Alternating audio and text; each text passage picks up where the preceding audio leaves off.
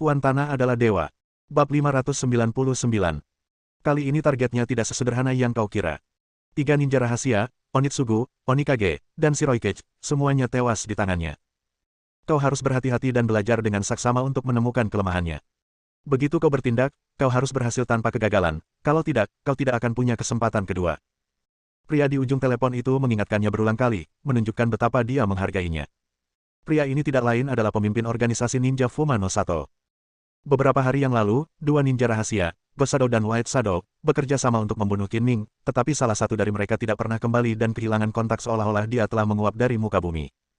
4 atau 5 hari berlalu dengan cepat, dan masih belum ada berita, yang berarti kedua pria itu pasti telah gagal dalam misi mereka dan tewas di tangan Qin Ming. 2 ninja rahasia itu gagal membunuh Qin Ming. Pemimpin desa Fuma tidak berani mengirim orang untuk membalas dendam dengan mudah. Setelah banyak pertimbangan, ia memutuskan untuk memberikan tugas membunuh Qin Ming kepada Wu Mian. Wu Mian juga seorang ninja rahasia. Meskipun kemampuannya tidak sehebat Ghost atau White Shadow, ia memiliki kemampuan khusus. Dengan kemampuan ini, selama ia menemukan kesempatan yang tepat, ia mungkin dapat membunuh Qin Ming. Saya juga pernah mendengar tentang Hades. Dia memang lawan yang kuat. Tapi tenang saja, saya akan menyelesaikan tugas itu. Paling buruk, saya akan menikahinya dan menjadi istrinya, lalu mencari kesempatan untuk membunuhnya. Wu Mian juga tahu bahwa misi ini tidak biasa, karena jika ini adalah misi normal, komunikasinya hanya melalui pesan, tetapi kali ini sang pemimpin menelepon secara pribadi. Aku tidak peduli metode apa yang kau gunakan, kau harus berhasil dan tidak gagal. Pemimpin desa Fuma sekali lagi memberikan perintah kematian. Ya, aku akan menyelesaikan tugas itu. Sambil berbicara, Wu Mian menutupi wajahnya dengan kedua lengannya. Ketika dia menggerakkan kedua lengannya, wajahnya telah berubah. Penampilannya tampak sangat biasa, sangat berbeda dari penampilannya yang cantik tadi. Bahkan jika pria Rusia yang dia bunuh itu dibangkitkan, dia tidak akan pernah bisa mengenalinya. Beberapa menit setelah menutup telepon Wu Mian berdering lagi dan dia menerima email dengan lampiran. Email itu sangat besar dan butuh waktu hampir 1 menit untuk menerimanya. Tidak diragukan lagi isinya sangat banyak. Informasi tentang Qin Ming cukup rinci sehingga butuh waktu untuk membacanya. Wu Mian tidak punya waktu untuk menontonnya sekarang, jadi dia menyingkirkan ponselnya dan menghilang perlahan ke dalam malam, seperti berjalan-jalan setelah makan malam. Keesokan paginya, Qin Ming masih di tempat tidur ketika dia tiba-tiba terbangun oleh ketukan pelan di pintu. Siapa itu? Tidak bisakah aku tidur sepagi ini? Qin Ming menoleh dan melihat keluar jendela. Langit baru saja mulai terang, dan dia berkata dengan sedikit tidak senang. Ini aku. Buka pintunya. Ada yang ingin kukatakan padamu. Suara Gu Qingyi terdengar dari luar pintu. Suaranya agak lembut, seolah-olah dia takut mengganggu orang lain yang sedang beristirahat di villa. Qin Ming bangun dari tempat tidur, mengenakan sandalnya, berjalan mendekat dan membuka pintu. Kamu bisa pakai baju. Saat pintu terbuka, Gu Qingyi melihat Qin Ming hanya mengenakan celana dalam. Dia langsung malu dan marah. Dia segera memalingkan muka, seolah mengatakan bahwa dia tidak ingin dipandang tidak pantas. Qin Ming tahu bahwa yang ada di luar pintu adalah dia, tetapi dia tidak mengenakan pakaiannya sebelum membuka pintu. Dia jelas-jelas bertingkah seperti penjahat dengan sengaja. Bagaimana mungkin Gu Qingyi tidak merasa malu dan marah? Aku tidak telanjang, masuklah. Kata Qin Ming acuh tak acuh, menguap, berbalik kembali ke rumah, dan mengambil handuk mandi dari kamar mandi dan melilitkannya di pinggangnya. Apa yang ingin kau bicarakan denganku pagi-pagi begini? Apakah kau sudah memikirkan masalah surat nikah yang kita bicarakan tadi malam? Gu Qingyi berguling-guling di tempat tidur tadi malam. Dia menghabiskan sebagian besar malam memikirkannya dan banyak berpikir. Akhirnya, dia memutuskan untuk mendapatkan surat nikah dengan Qin Ming. Aku sudah memikirkannya dengan saksama. Apakah kamu keberatan? Jika tidak, tanda tangani saja. Sambil berkata demikian, Gu Qingyi menyerahkan 2 lembar kertas di tangannya kepada Qin Ming. Apa ini? Qin Ming bertanya dengan ragu, kamu belum memberitahuku apa pendapatmu tentang ini. Saya setuju untuk mendapatkan sertifikat. Ini adalah perjanjian pernikahan. Gu Qingyi menundukkan matanya, tidak berani menatap mata Qin Ming, dan berkata dengan tenang. Setelah memikirkannya matang-matang, dia merancang perjanjian pernikahan dalam waktu semalam dan mencetaknya. Apakah kamu benar-benar sudah memikirkannya? Apakah kamu bersedia menikah denganku? Qin Ming bertanya dengan serius, ingin memastikan lagi. Aku sudah memikirkannya dengan matang. Itu hanya surat nikah palsu untuk menipu keluarga Chen. Setelah semuanya selesai, kita akan pergi mengambil surat cerai. Itu bukan masalah besar, kata Gu Qingyi acuh tak acuh. Baiklah, asalkan kamu setuju. Qin Ming berpikir dalam hati, mudah untuk mendapatkan surat nikah, tetapi tidak semudah itu jika menyangkut perceraian. Dia bahkan tidak melihat isi surat nikah. Dia mengambil pena, melambaikan tangannya, dan menulis namanya di kolom tanda tangan. Tidakkah kau ingin melihatnya? Bukankah ini terlalu santai? Gu Qingyi mengerutkan kening. Ini bukan kontrak penjualan tubuh, kamu tidak perlu melihatnya. Lagi pula, aku tidak punya uang, dan aku tidak akan menderita kerugian apapun dengan menikahimu. Kata Qin Ming dengan acuh tak acuh. Gu Qingyi memutar matanya dan menekankan dengan sungguh-sungguh, itu adalah surat nikah palsu, bukan pernikahan yang sebenarnya. Kamu harus memahami ini dengan jelas. Benar atau tidak, asalkan aku bisa membawa surat nikah itu bersamamu, aku akan sangat senang. Qin Ming tersenyum senang, menandatangani namanya, dan menyerahkan salah satu surat nikah kepada Gu Qingyi. Karena kamu tidak mau membacanya, aku harus menjelaskannya kepadamu dengan jelas, agar kamu tidak melanggar ketentuan perjanjian. Gu Qingyi mengambil surat perjanjian pernikahan dan membacanya kata demi kata, pasal 1. Sejak tanggal penandatanganan surat perjanjian, kedua belah pihak tidak memiliki hak untuk mencampuri kehidupan pribadi masing-masing dan menjalani kehidupan mereka sendiri. Secara khusus disebutkan bahwa pria tidak boleh melakukan apapun yang melanggar hak wanita. Jika pria melanggarnya, wanita berhak menuntut tanggung jawab hukum pria tersebut. Mengingat gaya nakal Qin Ming yang biasa, Gu Qingyi merasa perlu untuk mengutamakan hal ini, untuk mencegah Qin Ming mengambil keuntungan darinya dengan berpura-pura telah memperoleh surat nikah. Tunggu. Qin Ming menyela, bagaimana jika wanita itu melanggar hak-hak pria? Apakah saya juga berhak untuk melindungi hak-hak hukum saya? Jangan khawatir, aku tidak akan melakukan kesalahan apapun padamu. Aku tidak setidak tahu malu sepertimu, dan kamu tidak perlu menuliskannya dalam perjanjian. Kata Gu Qingyi dengan tidak senang. Yah, bagaimanapun juga, status pria dan wanita akan menjadi tidak setara setelah menikah, dan pria akan semakin kehilangan statusnya. Wanita akan membuat keputusan untuk hal-hal kecil, dan pria akan membuat keputusan untuk hal-hal besar. Namun, hal-hal besar tidak pernah terjadi di rumah. Qin Ming menggumamkan beberapa patah kata dan memberi isyarat kepada Gu Qingyi untuk melanjutkan. Kedua, tidak ada pihak yang diizinkan untuk mempublikasikan surat nikah. Surat nikah harus dirahasiakan. Pada titik ini, Gu Qingyi memperingatkan dengan sungguh-sungguh, terutama kamu, jangan sebarkan berita itu, jangan sampai kamu merusak reputasiku. Apakah mulutku sebesar itu? Qin Ming cemberut dan berkata, aku selalu menutup mulutku, oke. Kau dan aku adalah kekasih masa kecil, pernahkah kau melihatku mengiklankan ini kepada seseorang? Sulit untuk mengatakannya. Setelah ini selesai, kita masih harus mendapatkan surat cerai. Bagaimana jika kamu menyebarkan berita itu? Betapa malunya aku. Kita berdua tahu bahwa itu adalah surat cerai palsu, tetapi orang luar tidak berpikir demikian. Aku tidak ingin menimbulkan rumor apapun, terutama di perusahaan. Baiklah, aku janji tidak akan memberitahu siapapun selain kamu dan aku, tapi kalau kamu membocorkannya, aku tidak akan bertanggung jawab. Aku tidak akan mengatakan omong kosong, tutup mulutmu saja. Gu Qingyi memperingatkan lagi, lalu berkata, klausul ketiga adalah bahwa selama masa perjanjian, kamu tidak boleh mengancam pernikahan dan mengganggu tatanan kerja normal perusahaan. Kamu harus tetap pada pekerjaanmu. Gu Qingyi memang seorang pengusaha yang cerdik dan telah mempertimbangkan segalanya. Dia tahu bahwa Qin Ming tidak mau bekerja, terutama untuk mengelola perusahaan. Dialah yang memaksa Qin Ming untuk setuju menjadi manajer umum Gu Entertainment. Jika Qin Ming mengancam akan mengungkapkan surat nikah dan berhenti, bukankah itu yang dia inginkan? Melihat Qin Ming tidak memberikan tanggapan apapun, yang berarti dia setuju, Gu Qingyi terus membaca, item keempat. Perjanjian pernikahan ini memiliki lebih dari selusin klausul, dan Gu Qingyi berbicara selama 20 menit penuh. Qin Ming mengemukakan pendapatnya di awal, tetapi kemudian dia terlalu malas untuk berdebat. Dia menjadi mengantuk dan menguap saat mendengarkan. Ini pada dasarnya adalah isi perjanjian. Jika saya memikirkan hal lain, saya akan menandatangani perjanjian tambahan. Singkatnya, Anda harus mematuhi setiap hal yang saya katakan, dan kita tidak akan saling mengganggu dalam kehidupan sehari-hari sampai akhir masa berlaku. Gu Qingyi juga berkata dengan mulut kering, menjilati bibirnya. Ya, istriku tersayang. Qin Ming berkata dengan tergesa-gesa. Jika dia terus mendengarkan, telinganya akan dipenuhi kapalan. Jangan teriak-teriak. Apa kau mendengarkan apa yang kukatakan tentang perjanjian pernikahan? Kau melanggar klausul pertama dan ke-9 dengan begitu cepat. Apa gunanya kata-kataku?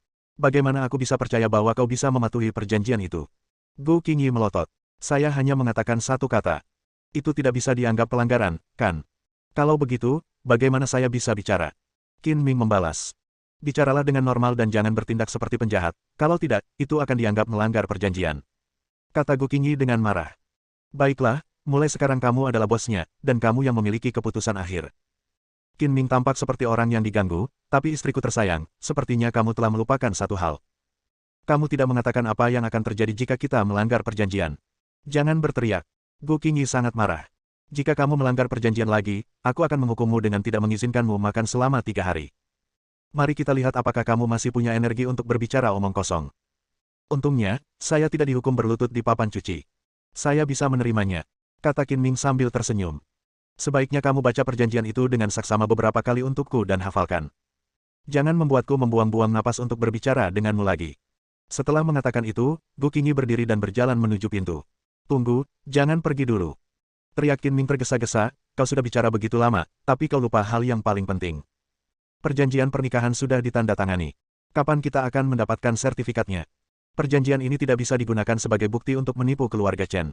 Sudah saya periksa. Anda perlu kartu tanda penduduk dan kartu identitas untuk mendapatkan surat nikah. Tolong persiapkan. Saya ada waktu pagi ini, jadi Anda bisa pergi mengambilnya. Baiklah, saya akan segera menyiapkannya, kata Qin Ming sambil tersenyum. Sebenarnya, ada masalah besar dengan perjanjian pernikahan yang dibuat oleh Gu Qingyi, yaitu tidak menentukan masa berlaku perjanjian, yang berarti perjanjian tersebut berlaku selamanya. Qin Ming tidak mengatakan apa-apa. Ia berharap itu akan berlaku seumur hidup. Ia bisa mendapatkan wanita cantik yang begitu cantiknya sehingga pria manapun akan tergila-gila padanya.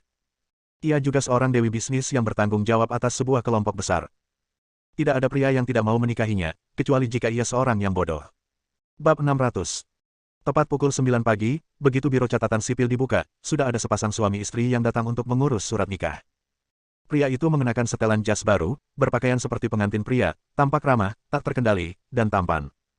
Wanita itu juga mengenakan pakaian resmi. Dia sangat cantik dan menawan, seperti orang dalam lukisan yang bukan berasal dari dunia ini. Orang hanya bisa mengaguminya dari jauh, tetapi tidak tega menodainya. Pria dan wanita ini benar-benar pasangan yang sempurna, pasangan yang diciptakan di surga dan pasangan yang diciptakan di bumi. Ketika mereka berjalan bersama, mereka membuat orang lain iri. Staf membantu banyak pasangan mendapatkan surat nikah setiap tahun, tetapi mereka belum pernah melihat pasangan yang serasi seperti itu. Mereka semua iri pada pria ini karena mampu menemukan istri yang cantik. Namun, staf tersebut segera menyadari ada yang tidak beres. Pria itu tersenyum lebar, jelas-jelas bersemangat, sementara wanita itu berekspresi tenang, tidak senang maupun sedih, dan tidak merasa sedikit pun senang karena telah mendapatkan surat nikah. Mungkinkah wanita itu tidak mau? Atau dia hanya bersikap acuh tak acuh? Meski pasangan itu berpenampilan luar biasa, staf tidak memberi mereka perhatian khusus. Mereka tetap mengikuti proses normal dan semua formalitas tetap sama. Pasangan itu adalah Qin Ming dan Gu Qingyi. Gu Qingyi tidak ingin menarik terlalu banyak perhatian, jadi dia pergi ke sana pada saat biro urusan sipil baru saja mulai bekerja. Ditambah lagi, hari ini bukanlah hari istimewa, jadi tidak banyak orang yang datang untuk mengajukan surat nikah, jadi mereka berhasil menjadi yang pertama dalam antrean. Setelah mengisi formulir lamaran pernikahan dan formalitas lainnya, resepsionis bertanya, apakah kalian berdua punya foto? Kalau tidak, silakan ke sana dan ambil satu. Qin Ming dan Gu Qingyi baru memutuskan untuk mengambil surat nikah pagi ini. Keputusan itu diambil secara spontan dan mereka tidak punya waktu untuk menyiapkan foto. Untungnya, Biro Urusan Sipil menyediakan layanan foto. Setelah membayar foto, keduanya duduk di kursi yang telah ditentukan, pria di sebelah kiri dan wanita di sebelah kanan. Gu Qingyi berusaha semaksimal mungkin untuk terlihat santai dan alami, tetapi ekspresinya masih sedikit kaku, tanpa sedikit pun senyum, dan dia merasa sedikit menyesal dan gugup. Bagaimanapun, itu adalah surat nikah, pertama kalinya seorang wanita muda naik ke kursi sedan, dan mungkin juga satu-satunya kali dalam hidupnya. Meskipun dia tahu itu palsu, Gu Qingyi tetap menganggapnya sangat serius. Justru karena itu palsu, dia merasa menyesal. Senyum Qin Ming sangat cerah, seolah-olah dia benar-benar akan menikahi Gu Qingyi, daripada hanya berpura-pura mendapatkan surat nikah. Kalian berdua harus mendekat agar terlihat lebih akrab.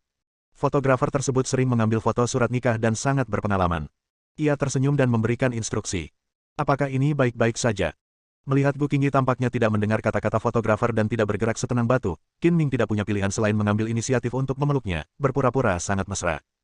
Bagaimanapun, mereka bukanlah sepasang kekasih dan jarang melakukan hubungan intim. Tubuh Gu Qingyi menegang saat Qin Ming memeluknya dengan begitu terbuka, tetapi dia tidak bisa menolak dan hanya bisa menurutinya. Baiklah, berjanjilah untuk tidak bergerak dalam posisi ini. Kalian akan segera menjadi pasangan resmi. Hidup kalian akan lebih baik. Ini adalah hal yang sangat menggembirakan. Kalian harus lebih banyak tersenyum. Ya, tersenyumlah. Saat mereka berbincang, sang fotografer menekan tombol rana, dan dengan sekali klik, pose mesra Qin Ming dan Gu Qingyi pun terhenti selamanya. Setelah menunggu kurang dari 3 menit, foto surat nikah berlatar belakang merah meriah pun tercetak, totalnya ada 4 foto. Qin Ming mengambil 2 di antaranya dan menyerahkannya kepada staf, dan menyimpan 2 lainnya selamanya sebagai harta karun. Setelah peninjauan dikonfirmasi, staf menempelkan foto tersebut pada surat nikah dan membubuhkan stempel baja, yang berarti surat nikah langsung berlaku. Mereka berhasil memperoleh surat nikah. Secara hukum, Qin Ming dan Gu Qingyi telah menikah secara sah sejak saat itu, tetapi pada kenyataannya mereka hanyalah pasangan palsu.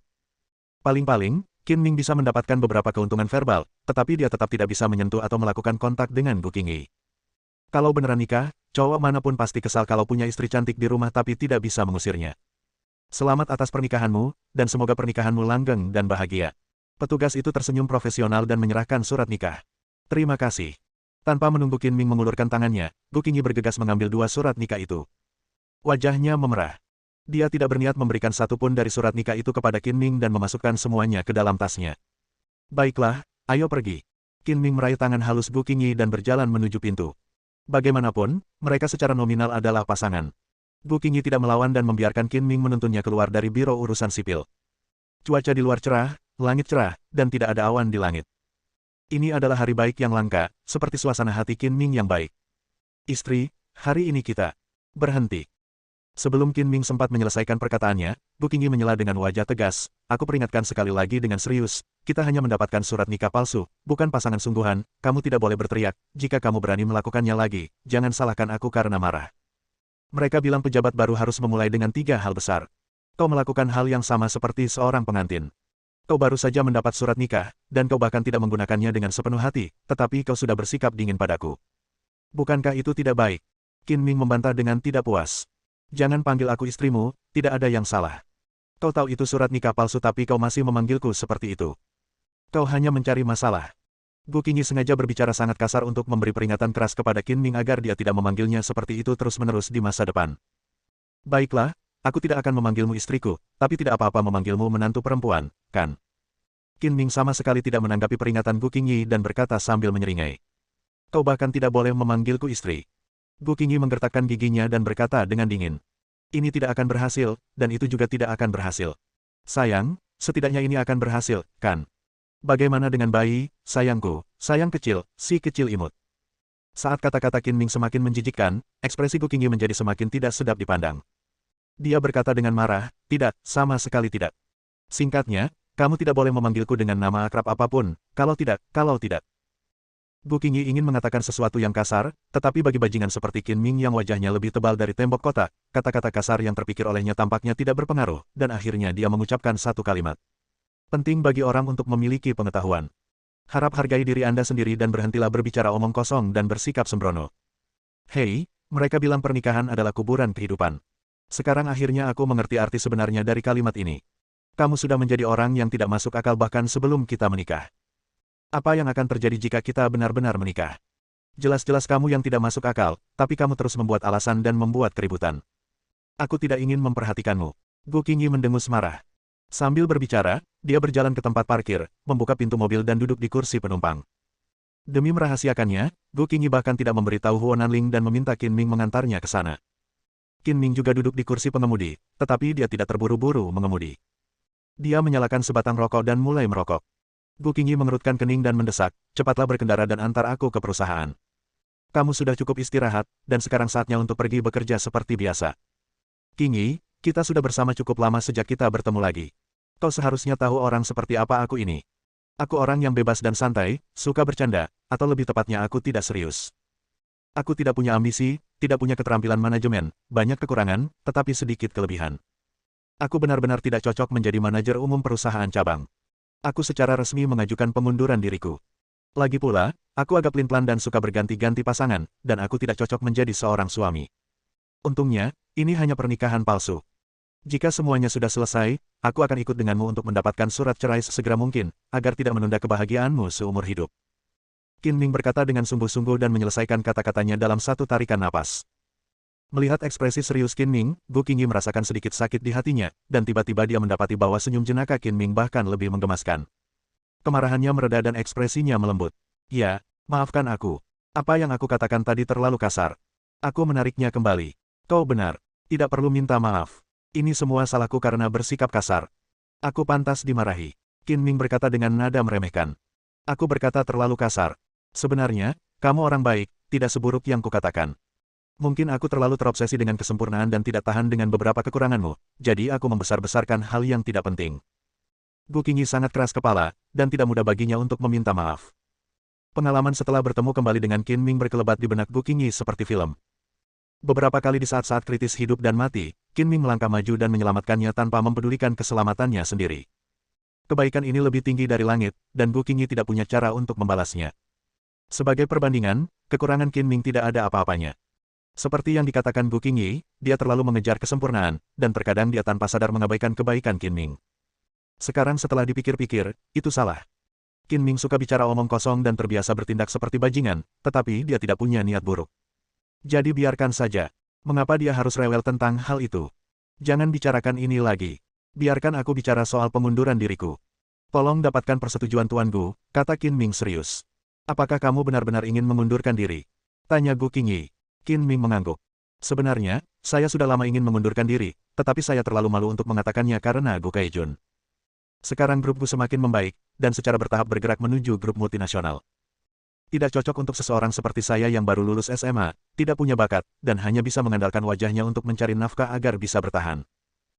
Alasan mengapa Qin Ming dengan sungguh-sungguh mengajukan pengunduran dirinya adalah, pertama, ia terbiasa hidup bebas dan tidak disiplin, dan bahkan setelah bekerja selama beberapa bulan, ia masih belum sepenuhnya beradaptasi. Kedua, dan yang terpenting, pengejaran Nirvana belum berakhir. Demi membalas dendam pada naga hitam, Qin Ming membantai cabang Nirvana. Dendam antara dirinya dan Nirvana sulit untuk diselesaikan. Kecuali dia mati, dia tidak tahu cara balas dendam apa yang akan digunakan Nirvana. Dia harus selalu waspada. Bencana itu telah melibatkan tentara bayaran naga gila, dan dia tidak ingin melibatkan Gu Qingyi dan yang lainnya. Qin Ming bermaksud untuk pensiun dan melepaskan jabatan pemimpin Mad Dragon karena dia tidak ingin melibatkan Mad Dragon lagi. Karena kamu sudah dengan sungguh-sungguh mengusulkan pengunduran diri, aku akan mempertimbangkannya dengan serius. Gu Qingyi berkata dengan serius, tetapi dia bergumam pada dirinya sendiri dalam hatinya, tapi aku tidak akan setuju. Kapan waktu yang tepat untuk mempertimbangkannya? Berikan saya jawaban yang pasti sehingga saya dapat mengajukan pengunduran diri saya, kata Qin Ming serius. Saat ini yang penting adalah menyelesaikan masalah keluarga Chen. Kita bicarakan setelah masalah itu selesai. Gu Qingyi sengaja menunda. Sekarang bukan saatnya membahas pengunduran diri Qin Ming. Memikirkan masalah yang dibawa oleh keluarga Chen, dia kembali pusing. Bersambung.